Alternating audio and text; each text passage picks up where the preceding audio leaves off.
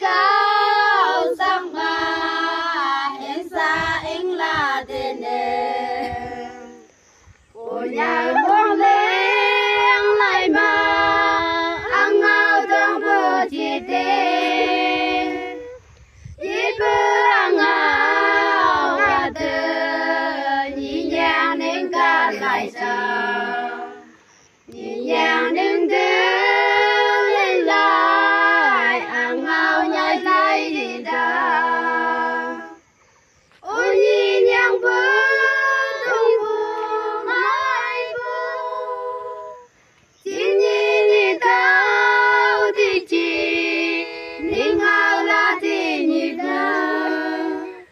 lại đi bu xe không mà lên mai nắng màu nắng chè dùng bàn mai mai nhị sinh giang lao mô e nắng tên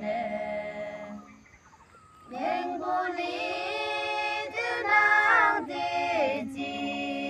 nhẹ trông mà dư đâu nhẹ bu lý tư em vì nhẹ sam đến nắng cô